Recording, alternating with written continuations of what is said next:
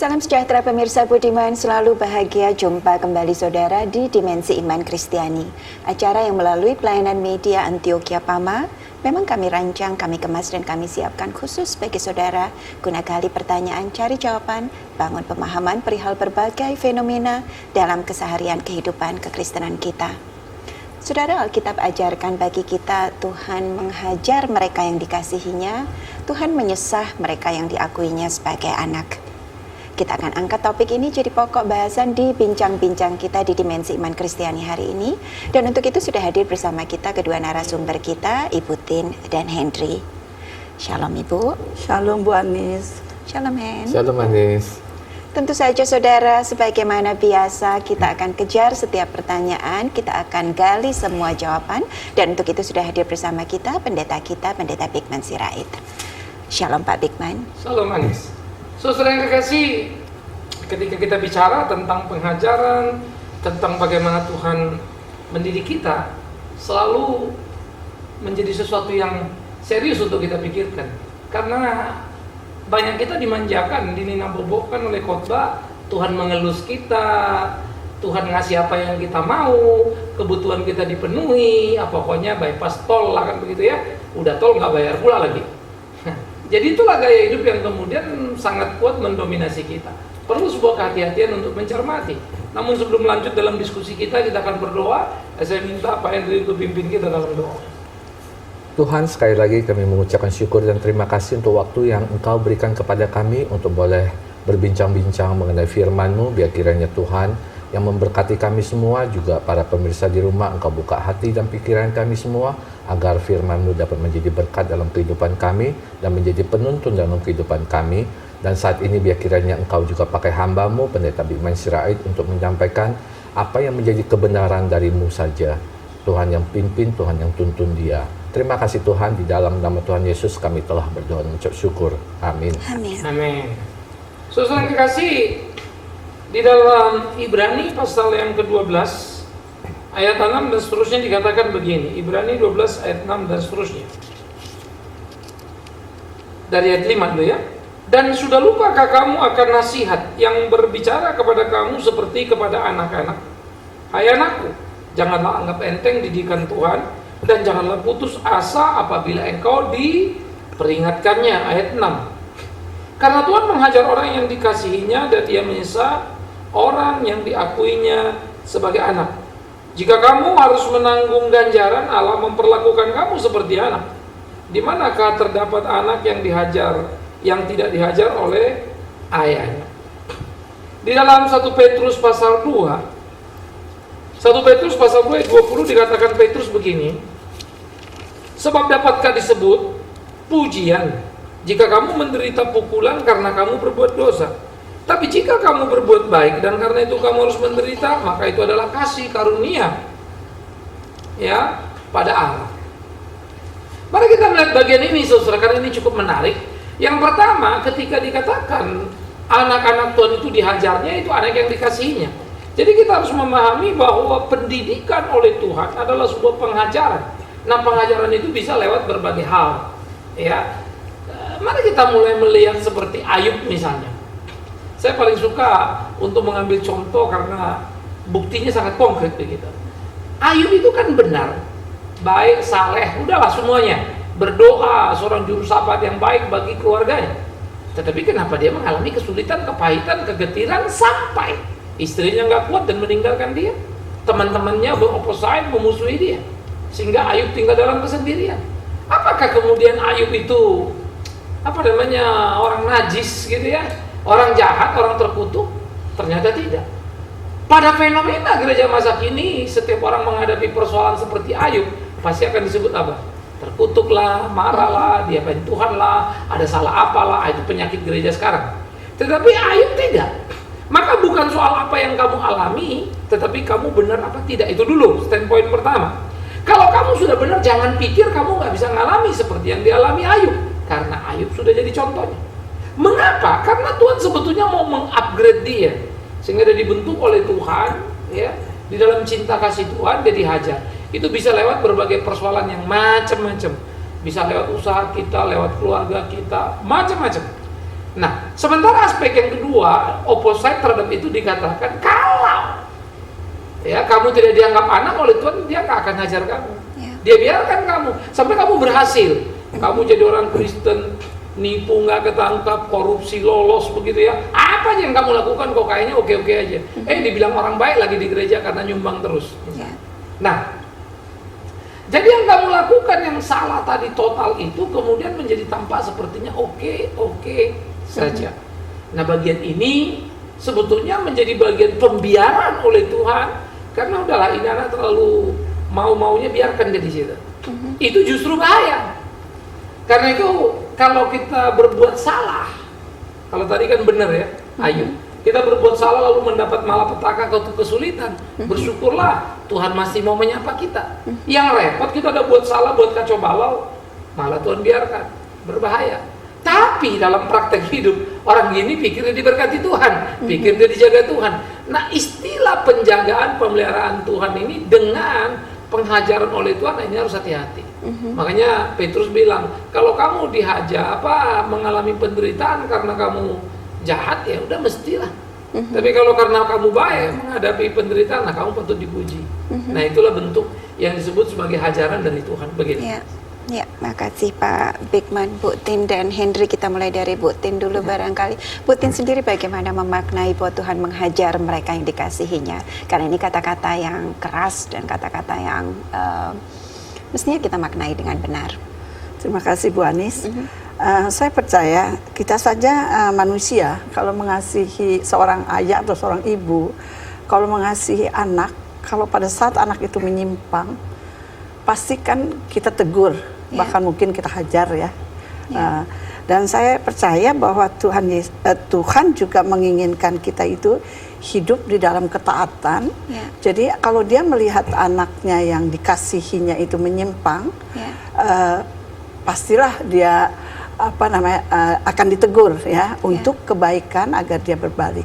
Seperti tadi kata Pak Bigman katakan, alangkah kita boleh mengucap puji syukur kalau pada saat kita menyimpang kita ditegur, kita masih diperingatkan dan kita bisa mengerti bahwa Allah mengasihi kita. Tapi andai kata kita sudah salah didiamkan, saya rasa itu mungkin menjadi satu kerugian yang besar buat kita.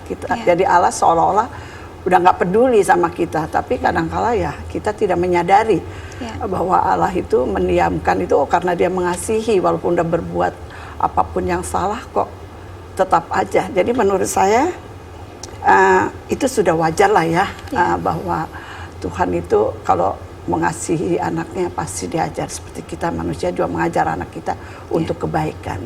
Jadi menurut saya hanya itu dari pendapat saya itu. Henry. Iya, Anis. Memang masalah hal pengajaran ini masalah hal yang sangat menarik.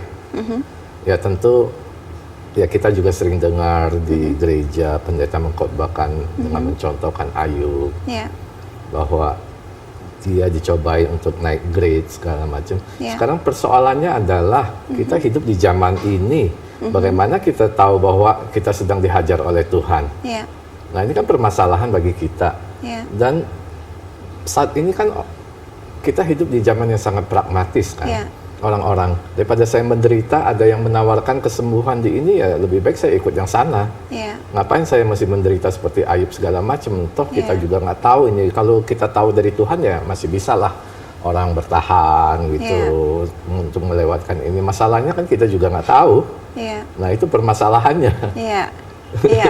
Pak Bigman, ada yang bisa dibagikan buat kita untuk apa yang Henry sampaikan?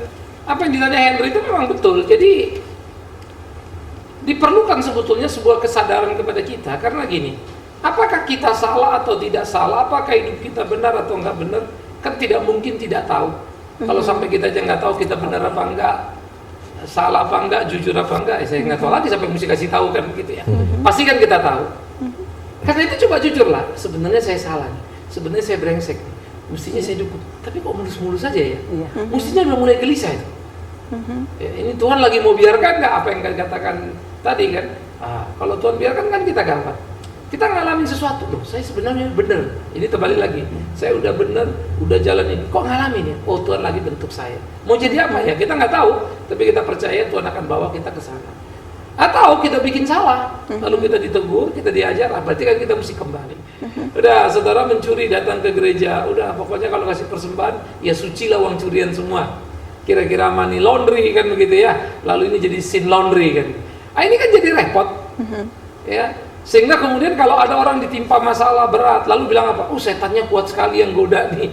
Setannya kuat. Setan yang dipersalahkan padahal orang ini lagi diajar. Sehingga dia tidak bisa menikmati pertolongan Tuhan. Apa yang dikatakan Nendri tadi? Kemudian orang ini sakit, oke ambil jalan pintas pergi ke gereja supaya sembuh misalnya. Padahal dia sakit karena tidak ngurus diri misalnya. Mestinya dia kan ke dokter kan gitu kan. Malulah Tuhan ampun aku dikasih tubuh bagus tapi kurang urus kan gitu.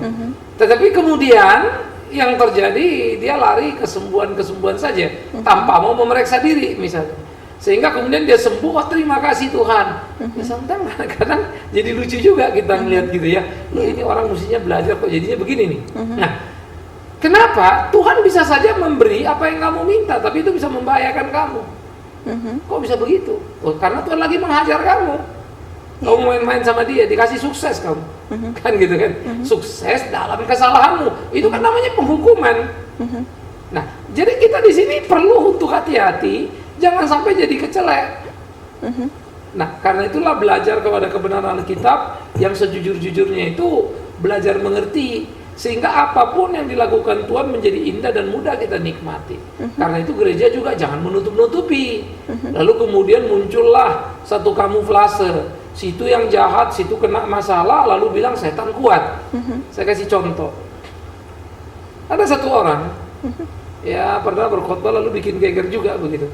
Nah geger-geger ya sampailah ke saya ceritanya. Sekelompok ibu-ibu kemudian agak shock karena itu di kumpulan ibu-ibu, pendetanya jelasin, gimana kalau suami selingkuh? Ya, kita istri mesti gimana dong Pak? Wah kita mesti berdoa. Kalau doa mau udah pasti doa. Bukan soal doa biasa. Kita mesti menunggu roh selingkuh yang ada pada suami kita. Wah mereka kan protes kan. Loh, suami kan mesti ditegur. Jangan, dia cuma korban. Lalu pada waktu sampai ke saya juga terbengong-bengong dalam pengertian, kok ada begitu ya? Karena istri semua pada protes. Enak amat kalau gitu ya. Ntar kalau perempuan selingkuh, roh selingkuh bilang aja, aduh suamiku aku terpaksa selingkuh, ini rohnya kuat banget gitu. Ini kan nggak bener gitu loh.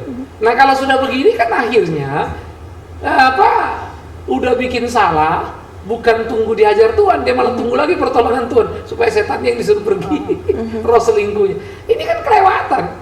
Kamu mesti tanggung jawab, mesti diajar Tuhan. Saya nggak akan bilang begitu. Doakan suamimu, tegur dia, kasih tahu sebelum Tuhan menghajar kau, lebih bagus kau dengarkan teriakan istri atau anak-anakmu. Kalau sampai Tuhan yang hajar kamu bisa lebih repot lagi urusan. Kan mestinya begitu. Nah jadi ada sebuah ajaran yang kemudian membenarkan. Sehingga ini hidup kita itu sangat indah. Aspek yang kedua, ada juga ajaran bilang jangan bicara hajar-hajarlah. Tuhan menghukum. Kita mesti bicara grace of God.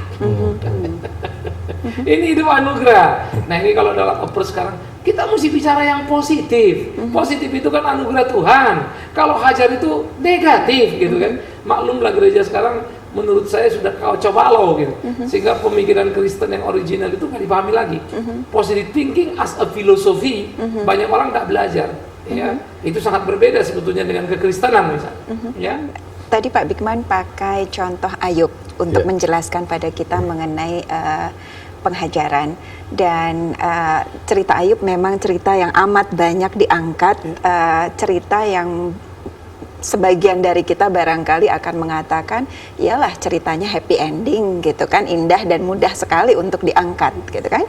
Kemudian Bu Tin juga tadi mengatakan menghajar itu kan dalam konotasi positif. Orang tua dengan anaknya pun mereka akan menghajar anaknya. Tapi kalau kita buka perjanjian lama sebetulnya ada kasus-kasus lain, ada bagian-bagian lain yang diceritakan pada kita yang barangkali akan membawa kita pada pertanyaan ulang, apa maknanya penghajaran. Mungkin satu atau dua contoh yang bisa kita ambil adalah Uza, Pak Bigman. saya tidak tahu apakah ada di bagian dalam Alkitab di mana Uza itu dikonotasikan sebagai orang yang tidak dikasihi Tuhan. Di sana dikatakan Uza adalah orang pilihan yang dipilih untuk mengawal tabut perjanjian, dan kemudian karena kesalahannya mencoba menahan tabut perjanjian yang juga mestinya sih tidak sesuatu yang buruk yang dalam salah. Pengertian refleksnya sebagai manusia sangat bisa dimengerti melakukan itu. Kemudian Tuhan bukan hanya menghajar, Tuhan kalau saya boleh gunakan kata membunuh karena Uza kemudian mati seketika. Contoh yang lain dalam konteks yang barangkali sedikit berbeda adalah anak-anak Harun yang juga kemudian terbakar, langsung dibakar. Artinya menghajar itu kalau ceritanya Ayub memang jadi sesuatu yang pas benar, tapi kalau ceritanya Uza jadi sesuatu yang jadi pertanyaan buat kita, karena kemudian kalau dia mati karena kesalahannya, lalu apa yang mesti kita simpulkan di situ? Bagaimana Pak Bigman? Ini sebenarnya simpel sih kalau kemudian kita menganalisa dalam konteks yang pas. Case ini kan bukan cuma dialami oleh mereka saja, Musa dalam konteks yang pas. Karena jengkel sama orang Israel yang terlalu bebal dan cukup panjang, Tuhan suruh Musa ngomong sama batu supaya keluar air, dia pukul. Tuhan marah. Musa dihukum, tidak sampai ke tanah perjanjian, sampai Nebo saja. Tapi dalam konteks itu, ya Musa tidak kemudian kehilangan keselamatan atau anugerah itu. Kasus Uza kita coba berandai-andai lalu menganggap itu refleks atau apa segala macam. Padahal penggambaran di situ tidak memetakan sebetulnya secara rinci apapun atau kenapa itu terjadi. Tetapi niat Uza yang menjadi masalah, ingin menyelamatkan bait Allah, menjadi simbol gambaran. Siapa manusia mau tolong Tuhan? Itu message-nya. Nah, membaca message PL itu harus diselubungnya itu dibuka dulu. Cerita misalnya, Elisa itu diledek sama anak Nabi, botak. Elisa doa beruang datang, Tuhannya dicabik-cabik. Kita bacanya sadis juga. Ini Nabi kok gendeng amat kan kalau istilah kita sekarang ya. Nabi kalau gitu mah kadang-kadang saya mikir asik juga nih kalau pendeta yang ledek-ledek terpanggil anjing, Tuhan kirim anjing, lalu orang itu digigit gitu. Nah itu kan cuma mau menceritakan bukan Elisa itu kurang kerjaan lalu teriak sama Tuhan supaya orang itu diajar, tidak. Nah ini juga bukan seperti kenakalan anak-anak biasa. Karena gundul yang mereka katakan dalam konteks PL itu adalah menghina kesucian hamba Allah. Allah marah kan gitu. Allah menghukum. Makanya nggak peduli besar kecil, tua muda di sana. Sebaliknya kasus Musa juga. Bagaimana orang mau menolong Tuhan? Jangan bilang dulu mau jatuh mau apa. Emang kalau jatuh kamu pikir apa yang terjadi? Ya. Tapi niatan dia terhadap apa yang dipahaminya. Nah itu yang jadi salah. Jadi dia seperti mau menolong Tuhan. Tuhan marah. Dihukum dia. Siapa kamu? Sehingga dia justru menodai kesucian dengan tidak menangkap, sebetulnya nggak jadi salah. Karena sejauh mana pemahaman dia tentang Allah. Nah tapi kalau kita melihat perspektif ini tugas, seperti mau beli gula dari pasar, ya jadi lain ceritanya.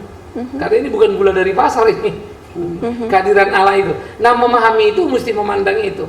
Sehingga kembali kepada kasus hajar menghajar, nggak mungkin Tuhan salah hajar. Ya, tetapi bahwa kita terlalu memanjakan diri sebagai benar yang mestinya diberkati kok dihajar. Nah kita kan yang kemudian jadi protes terhadap fakta itu kan. Nah ini kan kekurang pahaman. Nah itu yang kita mestinya hati-hati. Sehingga soal happy ending bukan soal happy ending. Ya, Tuhan dihajar oleh Paulus dihajar oleh Tuhan dalam bentuk berbeda. Dikasih apresiasi tapi duri. Sampai dia teriak-teriak, sampai mati begitu ada duri terus dibawa-bawa. Saya pikir-pikir siapa yang mau pelayanan kalau gitu ya? Iya. Dan ada bagian lain, Bu Tin juga, ada bagian lain dalam Alkitab yang juga menarik dan mestinya sih terkait dengan apa yang kita bicarakan sekarang.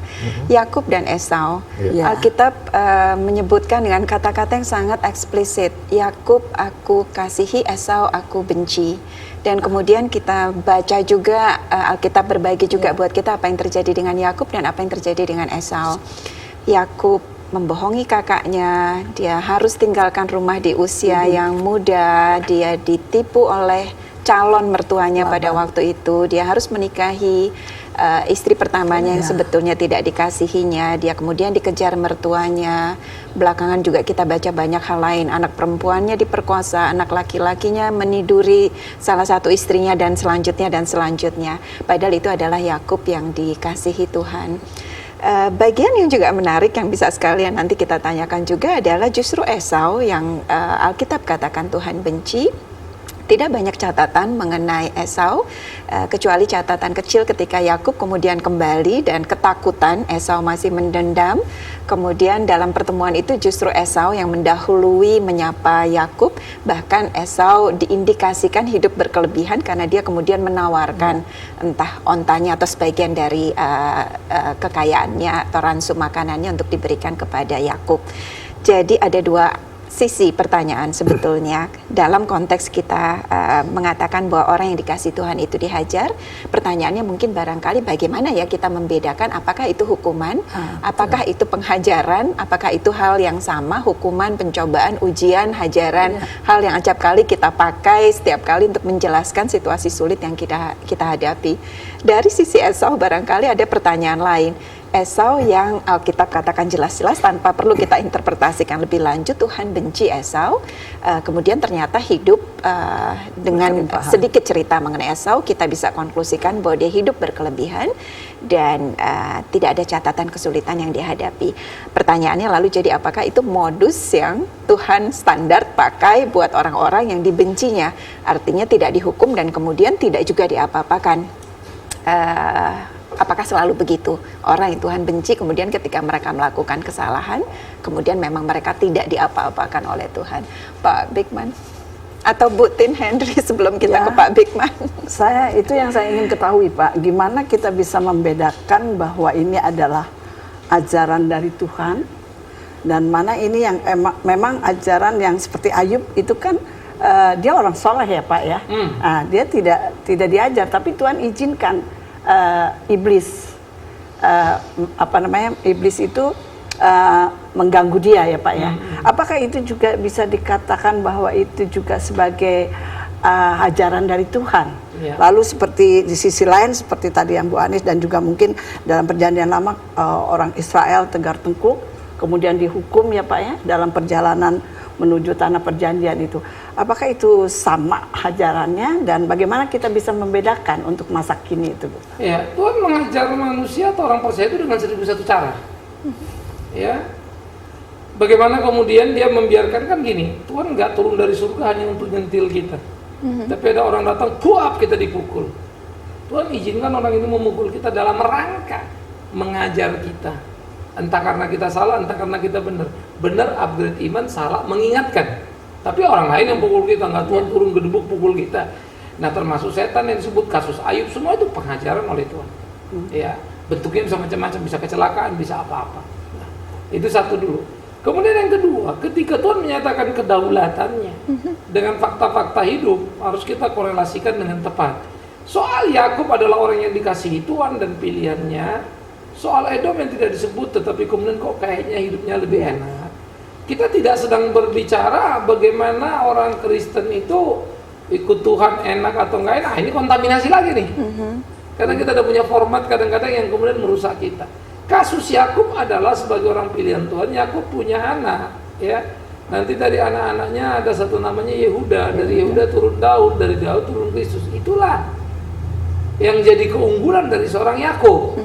Esau banyak hartanya lain-lainnya cukup oke, tetapi bukan itu yang jadi persoalan dalam kerohanian. Nah ini yang memang kemudian perlu untuk kita sadari bersama bagaimana memahami pada konteks yang tepat. Harus kita pahami di dalam hal-hal seperti itu. Nah jadi ini menarik sekali memang kalau kita berpikir Tuhan menghajarnya kayak apa kan gitu ya. Ya jadi lihat berbagai cara. Jadi kalau Tuhan bilang dia benci Esau, cinta Yakub, itu adalah kedaulatan pilihannya. Ya. Tapi bahwa kemudian hidup Yakub tidak beres, tapi kemudian juga dihajar dengan ketidakberesan adalah konsekuensi hidupnya. Tetapi rencana Tuhan lewat Yakub tetap berjalan sebagai pilihan bagaimana Yehuda terus nanti Daud, anak Daud ya Yesus sendiri yang mau datang dalam dunia. Jadi paralel semuanya ini harus dilihat dengan baik-baik. Karena ada satu konteks dampak sosial ya bagaimana dia hidup berbohong, ternyata dia juga kena dibohongi. Semua kita sama. Biar kita kata anak Tuhan, kita bikin masalah, akibat kesalahan kita, kita punya musuh. Jangan doa supaya musuhnya nggak ada, nggak bagus itu. Berdoalah supaya hidupmu jangan bikin musuh, kan begitu kan. Orang Kristen kan selalu doain tuh, Tuhan tolong kirim rezeki, aku nggak ada kerja. Ya gimana mau dapat kerja situ? Belajarnya malas setengah mati, bergaul payah kan gitu kan. Nah jadi jangan salahkan Tuhannya kan. Pak, saya coba kembali kepada tadi di awal-awal Bapak mengatakan bahwa ada gereja yang mengajarkan kasih karunia, yang selalu yang baik-baik, sehingga agak mix dengan positive thinking itu. Tapi kalau kita lihat dengan topik kita hari ini, kita lihat perjanjian lama kan banyak sekali Tuhan menghajar orang-orang pilihannya, orang-orang kepercayaan. Sedangkan di perjanjian baru kita lihat para murid Kristus, contohnya Petrus, walaupun udah menyangkal 3 kali pun semuanya dipakai. Nah, apakah jadi maksud saya tidak salah dong apabila mereka mengajarkan kasih karunia, karena keteladanan Yesus itu sendiri selama 3,5 tahun. Nah, justru kalau kita mau bicara itu memang agak jadi lain dia pengertiannya apa? Karena ternyata 3,5 tahun itu mereka nggak pernah lulus jadi murid, tapi kasih karunia masih lulus kan? Sesudah lulus jadi murid apa yang dialami? Babak belur. Petrus masuk penjara, mati disalib kepalanya ke bawah, kakinya ke atas. Yakobus dibacok, mati muda pula lagi, kawan. Itu bukan umur panjang. Yang umur panjang siapa? Yohanes ya. Tetapi rezekinya ke Patmos, bukan Tur loh. Bukan Tur ya, dibuang. Paulus sudah babak belur keluar masuk penjara, memang dipakai luar biasa ya. Dapatnya duri. Ya kalau kita baca semua sebetulnya, Thomas menurut tradisi gereja pergi ke India juga lagi sembahyang mati dibacok. Nggak enak semua kan? Tetapi, ini nih, sebetulnya enak nggak? Mereka merasa terhormat, boleh menderita seperti Kristus menderita. Jadi ternyata kehormatan besar itu buat mereka loh. Nah di perspektif kita yang seperti dipertanyakan Hendri tadi, itu malah petaka besar itu. Ya kan, anak Tuhan kan dikasih Tuhan, nggak mungkin lagi ini, nggak mungkin lagi itu. Yang jadi kacau balau karena pemahaman kita terhadap penderitaan itu adalah keterkutukan yang mengerikan. Padahal adalah kehormatan, karena kemudian lewat penderitaan itu murid-murid menunjukkan kelasnya. Nah cuma tadi itu kalau khotbah sukanya pas bagian itu besoknya kan ceritain.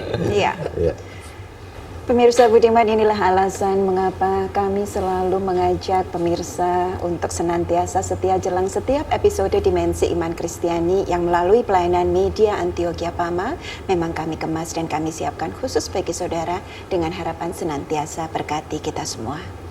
Kita syukuri iman Kristen kita saudara, kita minta Pendeta Bigman Sirait pimpin kita akhiri kebersamaan kita. Saudara, ketika kita berbicara tentang Tuhan, maka kenallah dia dengan baik. Jangan terlalu cepat-cepat menyimpulkan hanya pada satu sisi yang terselesaikan. Saudara pasti akan kecewa.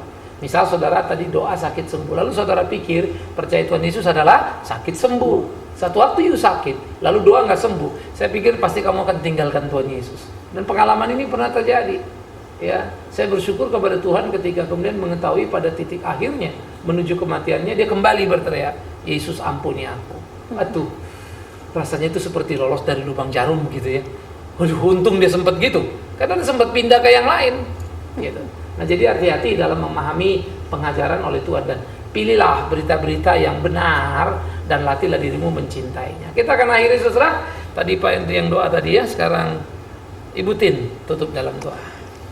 Bapa dalam surga, kami mengucap syukur dan terima kasih untuk kesempatan yang indah yang Kau berikan kepada kami untuk boleh kami lebih mengenal lagi Engkau Bapa secara pribadi kami Tuhan, sehingga kami apabila menerima satu ajaran karena kelalaian kami boleh tetap bersyukur dan tetap kuat di dalam pengajaran ini Tuhan. Karena kami percaya bahwa itu oleh karena Allah mengasihi kami, Engkau menginginkan kami untuk boleh taat dan berjalan di dalam kehendak-Mu. Apabila selama ini kami punya berpikiran yang menyimpang daripada itu Tuhan, kiranya Allah Bapa di surga mengampuni kami, dan melalui acara ini Tuhan kami sekarang boleh mengerti dan boleh kami menjadi pelaku-pelaku firman yang setia. Kami naikkan doa ini Tuhan hanya di dalam satu nama yang kudus, Yesus Kristus Juru Selamat pribadi kami. Amin. Amin.